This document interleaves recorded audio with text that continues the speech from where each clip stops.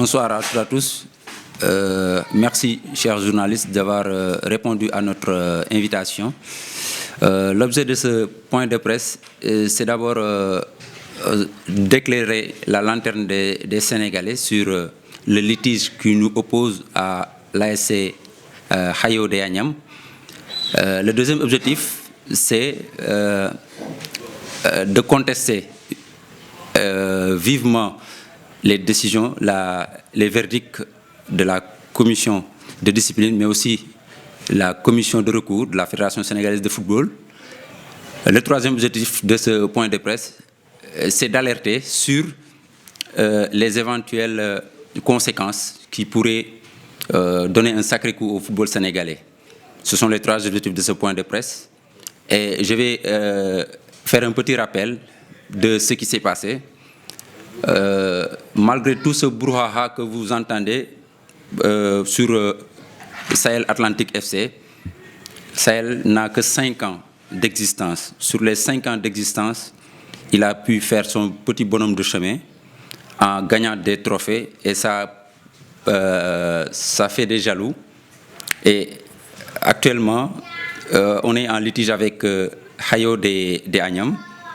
Après une saison exceptionnelle à tout point de vue, ponctuée par 18 matchs, 14 victoires, un seul match nul, et une défaite et 3 matchs nuls, 58 buts marqués, meilleur buteur, meilleure attaque, meilleure défense. On a tout raflé et on a fini d'étaler notre hégémonie dans ce championnat régional. En finale régionale, nous avons battu Bloc 16 et en finale de la montée, nous avons battu Hayo de Agnam au tir au but 0-0. Donc, ils ont porté réserve sur une réclamation réserve sur le joueur Mamadou Bari. Donc, qu'ils pensent qu'il a eu une licence au Casa Sport. Donc, nous, on a eu des relations assez étroites avec le Casa. Nous les avons prêté un joueur, Christopher Serge Simon. L'année dernière, vous avez entendu ce fameux Christopher Serge Simon ou Simon Christopher Serge qui a fait les beaux jours du Casa Sport. Cette année, le Casa est venu encore nous demander un autre joueur, Mamadou Bari. On a gardé les mêmes relations, on les a prêtés Mamadou Bari. Donc, il voulait lui établir une licence et faire un contrat avec ce joueur. Malheureusement, l'aventure des Casacés s'est prématurément terminée à l'étape des préliminaires. Donc, il n'y a pas eu de contrat entre rien ne lie le joueur Mamadou Bari au Casa Sport.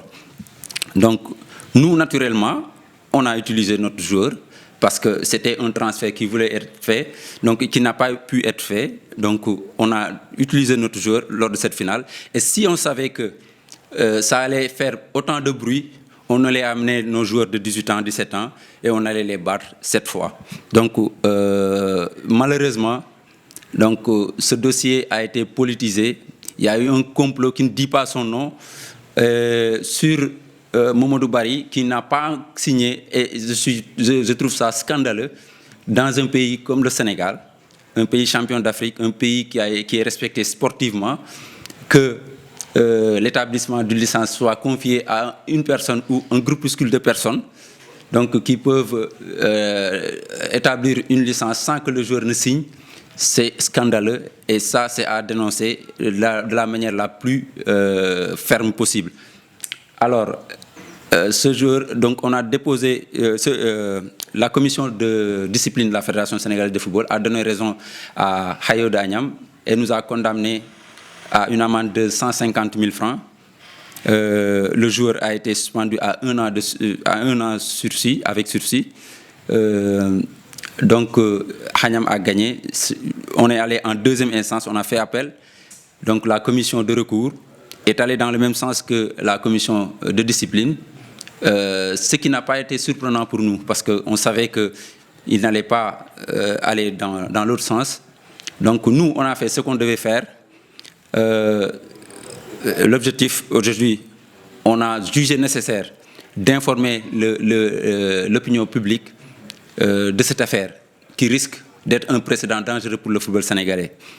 Et nous avons saisi aussi le comité exécutif de la Fédération sénégalaise de football pour lui informer et contester ce verdict. Maintenant, nous n'allons pas rester les bras croisés. Donc, on a pris acte du verdict qui a été prononcé par les deux instances. On informe qui de droit et on n'exclut pas d'aller jusqu'au tribunal arbitral du sport. Et ça pourrait avoir des conséquences dangereuses pour le football sénégalais. Et c'est ce qu'on ne souhaite pas. Donc, ce qu'on veut, c'est que ceux qui puissent faire quelque chose pour qu'on soit rétabli dans nos droits. Parce que cette montée en Ligue, en National 2, on l'a acquis de haute lutte. On l'a acquis au prix d'énormes efforts, de sacrifices, autant financiers, physiques que moraux. Donc, et on ne va pas se laisser faire sur cette affaire. On va poursuivre le combat, même si on ne gagne pas, mais moralement, on sait qu'on a tout fait, par exemple, qu'on a tout fait pour être rétabli dans nos droits. Ce que Lamine vient de dire, c'est exactement cela. Je précise que ce qui est étonnant dans la décision prise par les commissions de la fédération, c'est de valider une décision alors que sur le plan juridique, que les choses, en fait, ils ne pouvaient pas avoir raison. Parce que déjà, le cas dont on est en train de parler, c'est un cas qui n'est pas évocable. Le cumul de licence n'est pas évocable. Donc, même ceux qui font... Ayo, quand il a fait déposer la lettre, ils ont marqué réclamation, évocation. Donc déjà, il y a un flou. Parce qu'ils savent que ce n'est pas un cas évocable. Donc, au-delà de ça, les justificatifs qu'ils ont eu à amener, c'est il y a une circulaire de la fédération qui ouvre une fenêtre exceptionnelle pour les clubs qualifiés en préliminaire de Ligue des Champions. Donc, cette fenêtre permet à ces clubs-là de pouvoir produire une licence. Donc, c'est une licence qui devrait être valable pour la saison 2023-2024. Et ils utilisent ça pour justifier une licence qui serait faite en 2022-2023, alors que la saison 2022-2023 n'est pas terminée et il n'y a pas... la période ne correspond pas à une période où on devrait faire une licence. Donc, ça veut dire qu'ils ont fait ce qu'ils ont voulu. Maintenant, nous, l'objectif, c'est d'informer l'opinion nationale et internationale sur cette anomalie-là et aller jusqu'au bout de la bataille, mais pour au moins que ce précédent-là n'arrive plus. Parce qu'il y a beaucoup de clubs qui sont victimes de ça, mais qui ne font pas cette démarche-là. Je pense que si ce n'est pas dénoncé, ça restera comme tel. Et ça, ce n'est pas pour arranger le football sénégalais. Je pense qu'au Sénégal, actuellement, on a beaucoup de bons résultats qui est le fruit d'un travail qui est fait à la base. Si à la base, on laisse les choses se pourrir, ça, on va vers la catastrophe. Donc, tous les résultats ne suivront plus. Donc, c'est notre principale motivation pour assainir ce qui se fait, pour que, au moins, quand on travaille, on récolte le fruit de son travail. Donc, moi, c'est ça que je voulais rajouter par rapport à l'exposé. Nous sommes un club formateur. Nous formons pour faire sortir nos joueurs au-delà de 18 ans. Soit ils vont à l'international, soit on les place dans les clubs professionnels pour qu'ils aient encore plus de visibilité, qu'ils rentrent dans le monde professionnel. Donc, effectivement, le CASA a écrit une note qui est dans le dossier pour dire que le joueur n'a pas de lien, il n'a pas de lien avec le joueur-là. Mais cette affaire-là, ce n'est pas une affaire du CASA. Je pense que le CASA n'est pas impliqué au point de se prononcer sur ce dossier-là. C'est un dossier qui concerne Sahel Atlantique FC. Maintenant, si CASA fait un geste dans ce sens-là, tant mieux, mais ce n'est pas quelque chose qu'on attend du CASA parce que c'est un problème qui concerne Sahel FC et Agnam, Ayo de Agnam. Ok. Je pense que comment le joueur a eu une licence, je pense que ça, c'est au niveau de la fédération qu'il faudra gérer cette situation-là. Mais le CASA ayant eu besoin du joueur pour les préliminaires de la Coupe de la CAF, a naturellement fait les démarches pour l'obtenir. Mais il s'est trouvé que le processus n'est pas allé au bout. Pour qu'une licence soit valable, il faut, surtout pour un joueur qui quitte le milieu amateur pour aller au milieu professionnel, il faut que un contrat soit homologué. Il faut que après, au niveau de la plateforme où on saisit les licences, que tout le processus soit suivi. Il faut que le joueur signe la licence. Il faut que le club ou le joueur quitte signe un document. Tous ces éléments-là n'ont pas été cas. Le joueur n'a pas signé de licence. Nous n'avons pas validé de licence. Le contrat qui devait exister entre le joueur et Casa, il n'y a pas eu d'homologation. Donc, le processus, il y avait un début de processus, mais ça avait été arrêté. Parce que la preuve, le joueur n'a même pas joué pendant ces 2 matchs-là.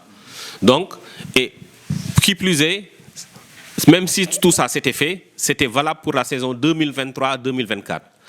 La fédération a prolongé la saison 2022-2023 pour permettre de terminer les compétitions. Donc, comment on peut dire qu'une licence créée sur une fenêtre pour la saison 2023-2024 pose problème pour la saison 2022-2023 qui n'est pas encore achevée? Ça n'a pas de sens. Donc c'est pour ça que je dis que le Casa n'est pas concerné, parce que lui, ce qui l'intéresse, comme on l'a eu à le faire avec Christopher en son temps, c'est pouvoir utiliser le joueur la saison qui venait après. Ce que je reproche personnellement au Casa Sport, c'est ce silence suspect. Parce que ne serait-ce que par devoir moral, un club qui vous a prêté un joueur qui a fait sensation l'année dernière, Christopher Simon, cette année, tu demandes un joueur, on te le prête, le joueur, il y a eu un litige, tu ne te prononces même pas. Par devoir moral, il devrait même aller au-delà d'écrire un communiqué. Donc, le processus n'a pas eu lieu, donc il n'y a pas eu de licence. D'où la réflexion de savoir la délivrance des licences ici au Sénégal. Qui a délivré cette licence? Le joueur n'a pas signé.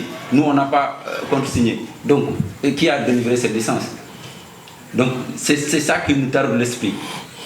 Il faut qu'on soit sérieux. Un pays comme le Sénégal, champion d'Afrique, on ne doit pas se permettre certaines légèretés. Donc, même l'équipe l'équipe Hayo de Agnam, qui a déposé une réserve, sur quelle base il l'a fait? L'équipe s'est fondée sur une publication Facebook. Pensez-vous qu'on est assez sérieux qu'une publication Facebook puisse servir de preuve pour une affaire sérieuse comme celle-là? Sur une publication Facebook qui souhaite la bienvenue à Mamadou Barry. Naturellement, si tu veux engager un joueur, l'infographe écrit bienvenue à Mamadou Barry, mais le processus n'est pas allé jusqu'au bout. Donc on ne peut pas parler de joueur qui est licencié au Casa Sport tant qu'il n'a pas signé la licence. Ok, je rajoute que sur cet aspect-là, le joueur, dans les explications qui sont données par la commission de discipline, dans l'exposé des motifs, à aucun moment il ne parle de licence quand il parle de la relation entre le joueur et Casa Sport. Quand on parle de licence, on cite Sahel. Je pense que vous pouvez reparcourir le document. En ce qui concerne quand il parle de la relation entre le joueur et Casa Sport, il parle de formulaire. Mais quand il parle de relation entre Sahel et le joueur, là, ils disent la licence en donnant le numéro de la licence. Donc, pour vous dire que cette licence dont on parle n'existe pas, si elle devait exister, elle existerait pour la saison 2023-2024. Passer par ce levier, inviter les journalistes, expliquer pour toucher le public, parce que personne n'a rien compris. La majeure partie des Sénégalais n'ont absolument rien compris. Tout a été bluffé. fait rapidement. C'est comme si on avait emballé un cadeau pour le remettre à quelqu'un. Donc, nous, l'objet de cette rencontre, c'est d'éclairer la lanterne des Sénégalais. Après, on a saisi le comité exécutif de la Fédération sénégalaise de football. On va encore toucher la commission de règlement des litiges avant d'aller sur le plan international, parce que là, on n'exclut pas, comme je l'ai dit tout à l'heure, de porter l'affaire au niveau du tribunal arbitral du sport. Parce qu'on sait qu'on est dans nos droits et on ne va pas se laisser faire, parce que c'est trop léger. Ça risque d'être un précédent dangereux pour le football sénégalais. En réalité, la licence n'existe pas. Il y a un processus qui a été démarré pour avoir une licence pour la saison 2023-2024. Ils ont rempli un formulaire. Il y a un certain nombre d'éléments qu'il faut pour une licence, pour un joueur qui quitte le football amateur pour le foot professionnel. Et même il y a des conditions financières. Aucune de ces conditions-là n'est remplie, à part le formulaire de demande que nous sommes censés valider pour donner la main. On n'a jamais rien validé. Le joueur en lui-même, sur le formulaire, on doit y apposer sa signature. Le joueur n'a jamais été appelé pour signer un formulaire pour une licence. Donc, en cours de période, comme on l'a dit, le CASA n'a pas réussi à passer les étapes supérieures et le joueur n'a pas joué les deux matchs préliminaires. Donc, si vous le voyez, ils ont même réduit leur effectif parce qu'ils avaient recruté pour jouer sur les deux tableaux, sur plusieurs tableaux. Mais étant donné qu'ils ne sont pas qualifiés, ils ont été même obligés de réduire les effectifs. Et donc, Mamadou Barry, qui était pressenti pour jouer cette saison là-bas, est aussi dans ce cas de figure. Et même nous, avant même de faire jouer le joueur, on a appelé au CASA en leur demandant est-ce que le joueur était qualifié. Ils nous ont dit qu'il n'était pas qualifié. On a appelé à la Ligue. Est-ce que le joueur était qualifié au niveau pour la saison, pour le CASA? Ils nous ont dit qu'il n'était pas qualifié. Nous, étant donné que aussi la saison qu'on joue concerne la saison 2022-2023, nous avons fait jouer le joueur. Et nous n'avons pas été les seuls. Vous prenez Africa Foot, qui a joué la finale de National. Mais ils ont eu un joueur qui a eu une licence au CASA et qu'ils ont fait jouer. Et ils ont dit que la saison 2022-2023 n'est pas terminée. Il doit jouer et le joueur a joué ses matchs. Et il n'y a jamais eu de problème. Cette saison, oui. Parce que la saison 2022-2023 n'était pas terminée. Moi, je pense que pour résumer, il faut savoir que dans les textes, un joueur ne peut pas avoir deux licences la même année. C'est impossible. Donc, je ne sais pas par quelle alchimie, par quelle méthode ils ont créé une autre licence. Donc, c'est ça véritablement la problématique. La fédération, en tout cas, a tout intérêt à régler ces situations-là. Parce que déjà, il y a une certaine suspicion qui est en train de naître et ce n'est pas à leur avantage. Donc pour moi, la fédération a intérêt à taire ça parce qu'on est dans un contexte où le Sénégal se prépare pour aller en Coupe d'Afrique. Les U17 sont en train de jouer. Je pense qu'on a besoin de l'union de tous pour passer ces échéances-là avec succès. Donc ces problèmes qui surgissent ne vont pas dans le sens de faciliter les choses-là et de créer une certaine accalmie. Donc moi, c'est pour ça que je pense que c'est à ce titre-là que nous avons écrit au comité exécutif de la fédération pour qu'ils s'autosaisissent et prennent le dossier en main pour le régler parce que je pense que véritablement on est victime d'injustice. Le site numéro 1 du sport au Sénégal, www.sport.com, est maintenant disponible en version application mobile sur iOS et Android. Retrouvez l'actualité du Sénégal pour tous les sports en direct sur votre téléphone. Football, lambe, basket, sport de combat, athlétisme et bien d'autres disciplines. Toutes les statistiques des championnats sénégalais, les matchs, les résultats, les classements à suivre en direct sur votre application Busport.